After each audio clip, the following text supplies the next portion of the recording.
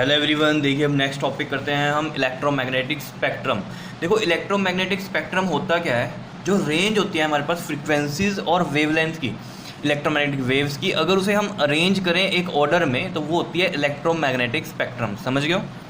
जो रेंज है आपके पास इलेक्ट्रोमैग्नेटिक वेव्स की फ्रीक्वेंसी और वेवलेंथ की, उसको एक प्रॉपर ऑर्डर में अरेंज करें तो उसको हम क्या बोलते हैं, इलेक्ट्रोमैग्नेटिक स्पेक्ट्रम। तो ये कौन कौन सी वेव्स होती हैं इलेक्ट्रोमैग्नेटिक वेव्स में आपके पास? देखो, it consist of the following waves: radio waves, microwaves, infrared rays, visible light और ultraviolet rays, X rays and gamma rays. Gamma को हम ऐसे भी लिखते हैं ये, ठीक है। तो ऊपर क्या लिखा हुआ था यहाँ पर, the whole range of frequencies या फिर wavelength of the electromagnetic waves, या आप यहाँ पर फ्रीक्वेंसीज एंड वेवलेंथ भी कर सकते हो, of the electromagnetic waves arranged in an order is known as electromagnetic spectrum. देखो ये जो टॉपिक है बहुत इंपॉर्टेंट है, क्योंकि इस चैप्टर से इससे रिलेटेड क्वेश्चन तो आना ही आना है आपके पास पेपर के अंदर। समझ रहे हो बात को? ठीक है। देखो कैसे आता है, इसके अंदर आपके पास क्या होंगी, वेव्स की फ्रीक्वेंसीज और वेवलेंथ दी हुई है, जैसे यहाँ पर मैंने आपको दिखाया हुआ है, ठीक है। अगर आप इनको लर्न कर लेते हो तो बहुत ही बढ़िया है, ठीक है। लेकिन ये लर्न होती नहीं है जिस तरीके से ये लिखी हुई है, आप बुक्स वगैरह में देखना इसी तरीके से लिखी हुई है जैसे ये मैंने लिख दी है यहाँ पर, ठीक है। तो क्वेश्चन पेपर में क्या होता है, कोई वेव दे देंगे आपको, उसकी वेवलेंथ बताओ या फ्रीक्वेंसी बताओ, या फ्रीक्वेंसी दी होगी तो आपसे पूछेंगे इसकी ये बताओ कौन सी वेव है, ठीक है। या फ्रीक्वेंसी दी हुई है तो उसकी वेवलेंथ निकालने को बोलेंगे, ठीक है। या फिर आपसे पूछ लेंगे बताओ माइक्रोवेव या इंफ्रारेड में वेवलेंथ किसकी ज़्यादा है, या विजिबल लाइट या अल्ट्रावायलेट में बताओ किसकी फ्रीक्वेंसी ज़्यादा है। इस तरीके से आपसे बात करेंगे पेपर के अंदर, समझ रहे हो?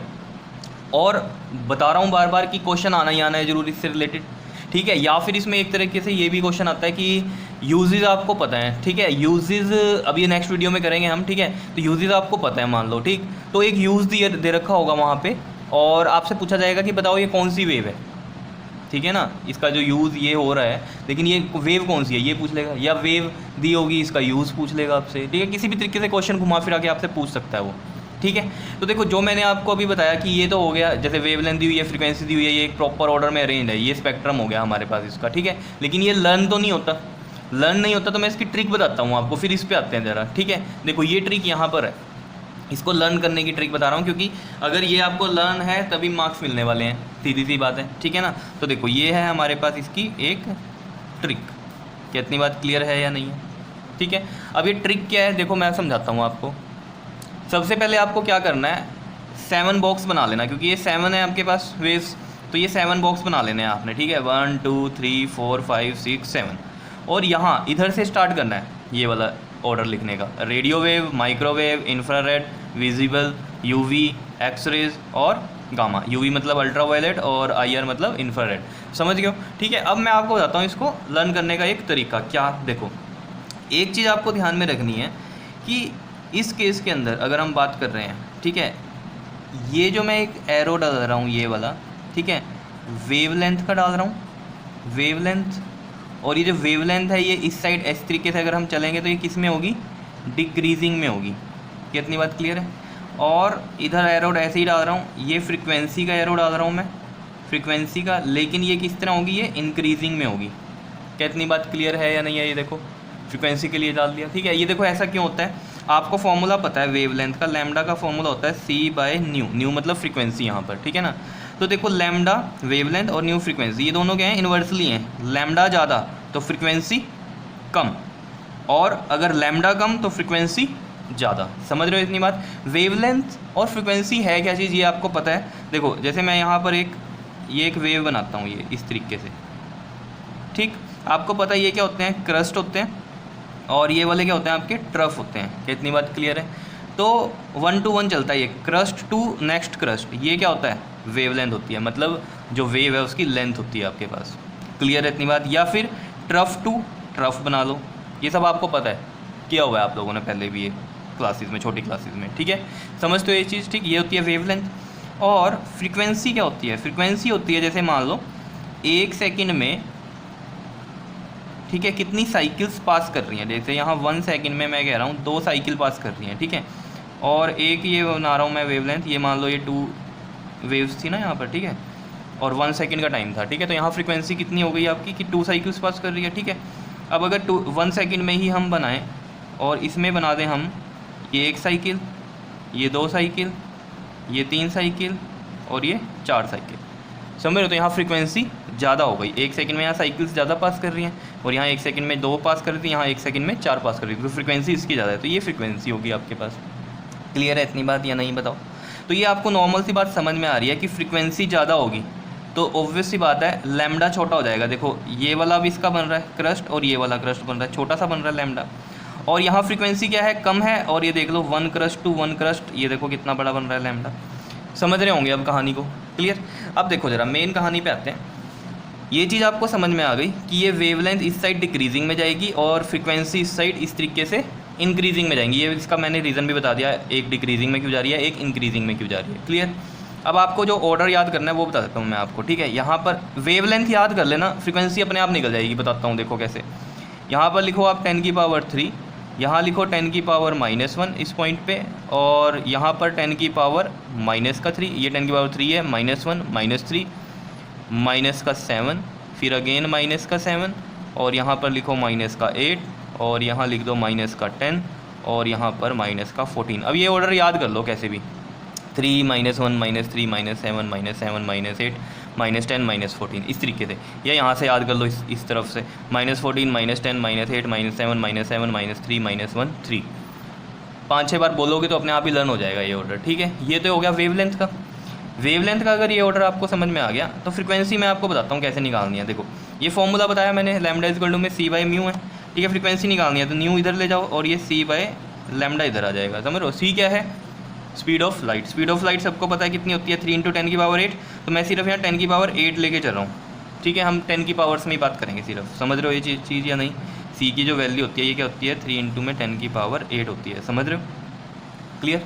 तो c की वैल्यू लग दी मैंने 10 की पावर 8, और वेवलेंथ मुझे पता है इसमें कितनी आ रही है, यहाँ 10 की पावर 3 है तो 10 की पावर 3, और ये कितना हो जाएगा 10 की पावर 8 और 3 ऊपर जाके माइनस का 10 की पावर 8 -3 कितना बचा 10 की पावर 5, तो यहाँ लिख दो 10 की पावर 5। समझ रहे हो? ऐसे ही ये 10 की पावर -1 है तो देखो ज़रा c कितना है 10 की पावर 8, और लैम्डा है यहाँ पर कितना 10 की पावर -1, तो 10 की पावर -1 लगाओ, कितना हो गया 10 की पावर 8, और ये -1 ऊपर जाके प्लस का 1 कितना हो गया 10 की पावर 9 हो गया।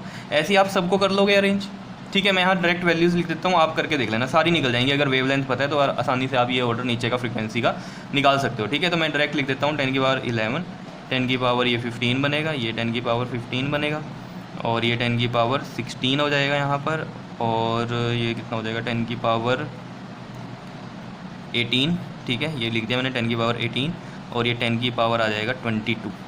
क्लियर है इतनी बात? बताओ हो जाएगी लर्न या नहीं हो जाएगी? ठीक है? अब देखो ज़रा फ़ायदा क्या है इसका। देखो ये ऑर्डर जैसे मान लो आपको नहीं पता अभी, ठीक है? और पेपर में नॉर्मल क्वेश्चन जो आया वो आया है कि बताओ विजिबल और इंफ्रारेड में से किसकी वेवलेंथ ज़्यादा है।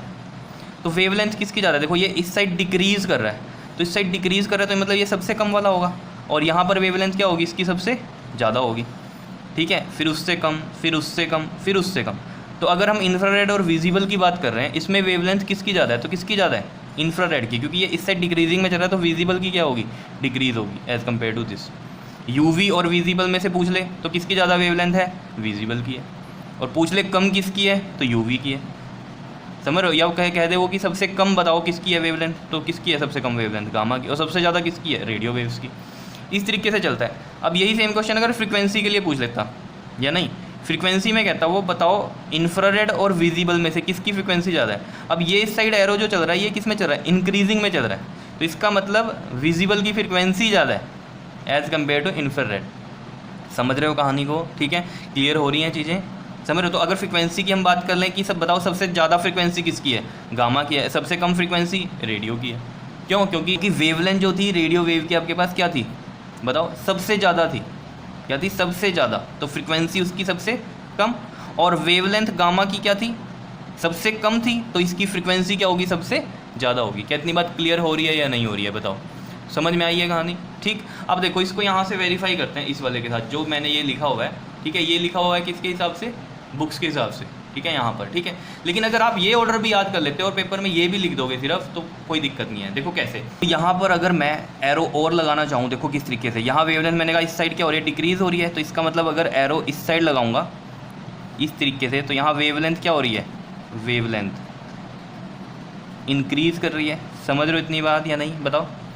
क्लियर? और इसमें अगर मैं एरो इस तरफ लगाऊंगा इस तरीके से, तो यहाँ फ्रीक्वेंसी क्या कर रही है, इस साइड जाती हुई डिक्रीज़ कर रही है या नहीं, ठीक है। तो देखो अगर इस अरेंजमेंट में जाना है हमें, ठीक है, जो कि बुक्स में दी हुई है आपको, ठीक है, इसको यहाँ से वेरीफाई करते हैं हम किस तरीके से करना है। तो देखो आपको जो एरो लेने हैं वो मेनली कौन से लेने हैं कि इस साइड वाला ये वेवलेंथ इंक्रीज़ कर रहा है, समझ रहे हो इतनी बात या नहीं, और साइड वाला फ्रीक्वेंसी क्या कर रहा है, डिक्रीज़ कर रहा है यहाँ पे, ठीक है। अगर इस पैटर्न में लिखना है जिस तरीके से यहाँ लिखा हुआ है तो इस तरीके से चलना पड़ेगा आपको।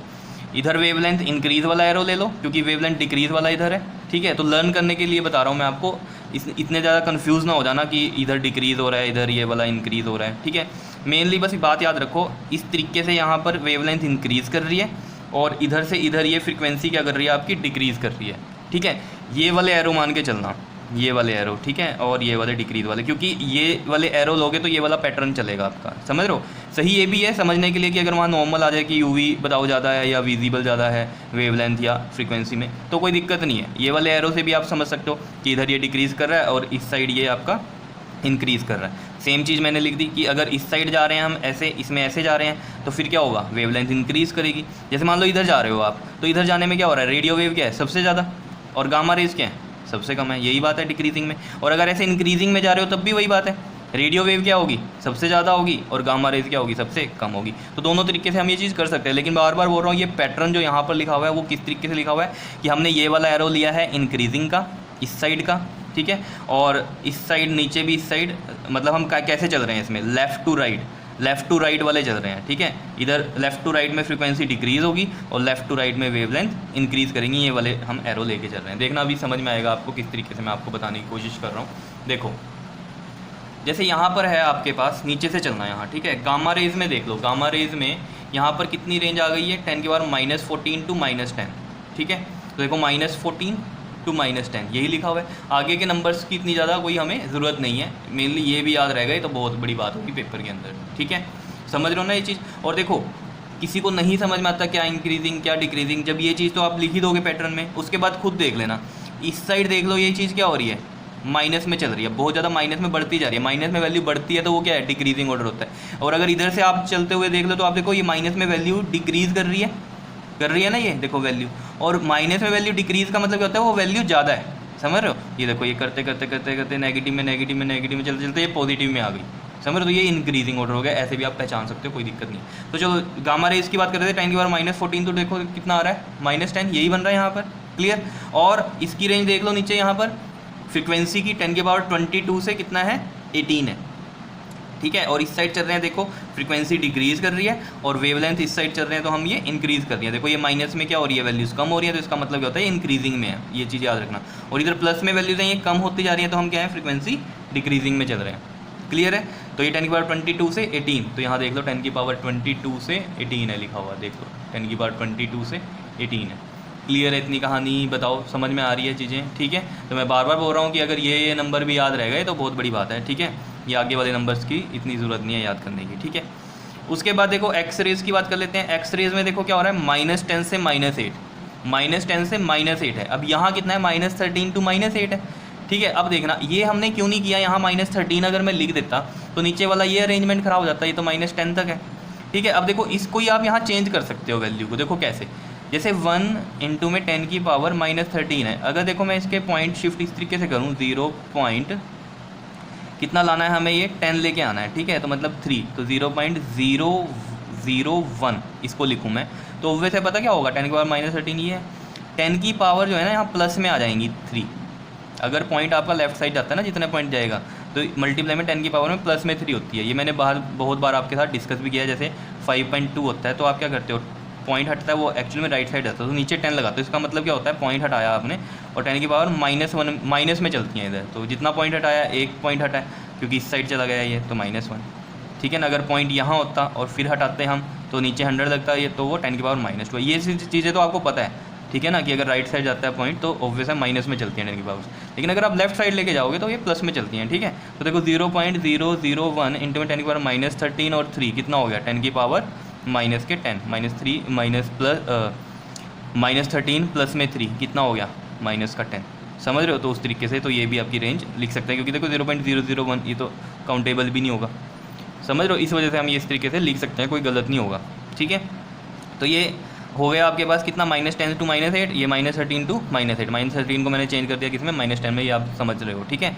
इस तरीके से फ्रिक्वेंसी देख लो, ये कितनी बन रही है, 10⁻18 से 16, और ये कितनी है देखो यहाँ पर 21 से 16, ये क्यों है, ऑब्वियस सी बात है, यहाँ 13 है, ऑब्वियस है, इसलिए यहाँ 21 आया। लेकिन अगर यहाँ 10 होगा तो ऑब्वियस सी बात है कितना बनेगा, जितना यहाँ 18 है।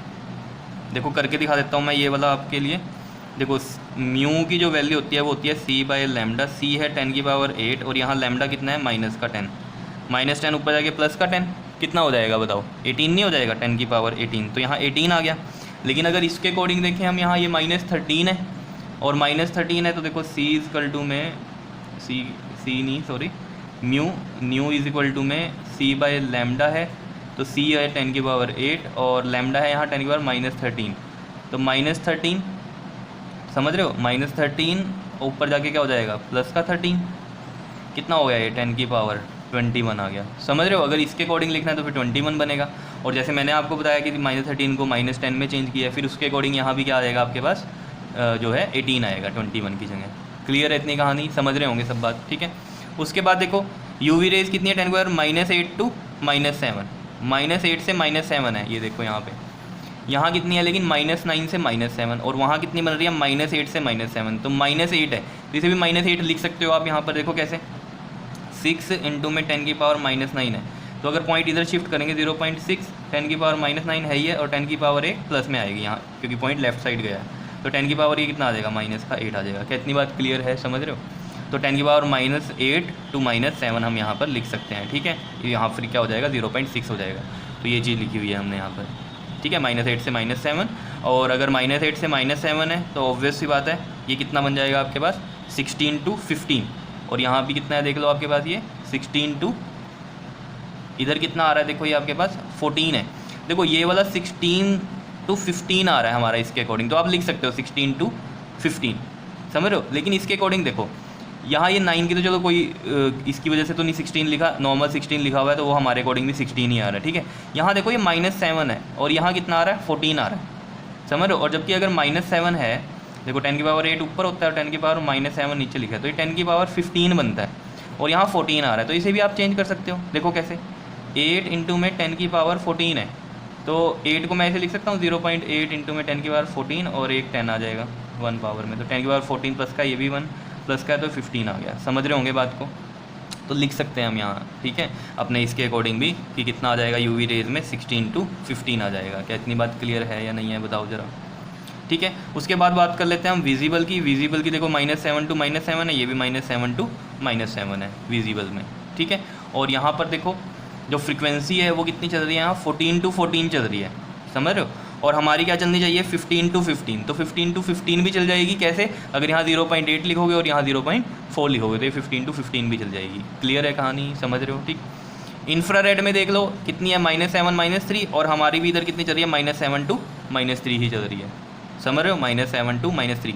बार बार कह रहा हूँ, ये जो एरो थे कौन से लेके चलना, ये वेवलेंथ इधर इंक्रीजिंग वाला, और इधर से आपके पास ये फ्रिक्वेंसी इस साइड डिक्रीजिंग वाली, समझ रहे हो, ये वाली फ्रीक्वेंसी डिक्रीजिंग वाली, ये वाले दो एरो लेके चलना, इनको ना लेके चल लेना, ठीक है। इनसे क्या होगा फिर आपका, नहीं तो इधर कन्फ्यूज़न हो जाएगी, ठीक है ना, क्योंकि इधर जो अरेंजमेंट चल रहा है वो ऐसे चल रहा है इस पैटर्न में लिखने का, आप देख भी रहे होंगे, ठीक है। तो ये वाले एरो ले लेना, इस साइड वेवलेंथ इंक्रीजिंग, और इस साइड आपके पास या इस इधर से ही लेफ़्ट टू राइट वाला ही ले रहे हैं हम, फ्रीक्वेंसी डिक्रीज़ कर रही है। क्लियर, ठीक है, समझ रहे हो ना यार, ठीक। अब कहाँ थे हम लोग, देखो यहाँ पर इंफ्रारेड हो गया 10⁻7 to -3, 10⁻7 to -3, तो उसके अकॉर्डिंग -7 to -3 के अकॉर्डिंग हमारे पास आना चाहिए 15 to 11, कितना आना चाहिए, 15 to 11 आना चाहिए, 15 to 11, क्लियर। और यहाँ कितना आ रहा है, 14 to 11, तो यानी कि 15 to 11 कैसे हो सकता है, यहाँ 15 करना तो ये 0.4 बना देना, इधर 15 हो जाएगा। क्लियर है।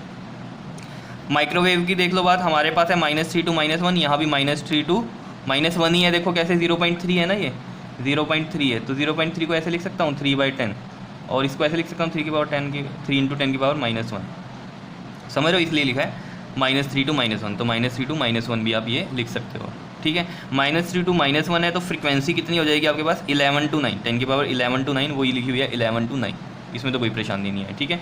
उसके बाद रेडियो वेव की बात कर लो, रेडियो वेव में क्या आ रहा है, 0.3 से 6 इंटू 10⁻², यानी कि 0.3 क्या है हमारे पास, 10⁻−1, 10⁻−1 से 2 लिखा हुआ है इसमें, ठीक है। और हमारे अकॉर्डिंग अगर इस पैटर्न के अकॉर्डिंग देखें तो 10⁻−1 से 3 आएगा। तो देखो 10⁻−1 तो समझ में आ गया, 0.3 को लिख सकते हैं हम 10⁻−1, जो ये मैंने अभी बताया था आपको, ठीक। 10 की पावर यहाँ 3 है और यहाँ 6 इंटू 10⁻² है, तो इसको भी ऐसे कर सकते हैं। देखो 6 इंटू में 10⁻² है तो इसको 0.6 करेंगे तो ये 10 की पावर क्या बन जाएगा, 3 बन जाएगा। समझ रहे हो बात को, तो ये 10 की पावर 3 भी हो जाएगा। क्लियर है, तो ये भी सही है, जो ये पैटर्न है इसमें भी लिख दोगे तो बहुत बड़ी बात होगी, ठीक है। कहीं सोचो, इसीलिए मैंने ये चीज़ें लिखी हैं, ठीक है ना, ताकि आपको ये ना रहे कि ये तो गलत हो गया जी, इधर तो बुक्स में तो इस तरीके से दिया हुआ है। तो मैंने दोनों लिख दिए, बुक्स वाला ये है और ये पैटर्न वाइज हम लिख सकते हैं पेपर में भी, कोई दिक्कत नहीं है, कोई गलत नहीं करेगा, ठीक है। क्लियर है, क्योंकि रेंज है ना यार, ये रेंज थोड़ी बहुत वेरी करेगी आपके पास, ठीक है। और अगर फ्रिक्वेंसी हम देखें, देखो इसके अकॉर्डिंग हमारे पास फ्रिक्वेंसी कितनी आ रही है, 9 to 5 आ रही है। कितनी आ रही है, 9 to 5। तो यहाँ भी कितनी आ रही है फ्रिक्वेंसी, 9 to 5 ही आ रही है। क्लियर है, समझ गए होंगे कहानी किस तरीके से करना है, ठीक है। तो ये स्पेक्ट्रम था आपका इलेक्ट्रोमैग्नेटिक स्पेक्ट्रम, ठीक है। अब इसकी जो है यूजेस भी हैं हमारे पास, वो हम नेक्स्ट वीडियो में करते हैं। क्लियर, समझ रहे हो इतनी बात, ठीक है। तो इसे अच्छे से नोट कर लो, ओके, थैंक यू।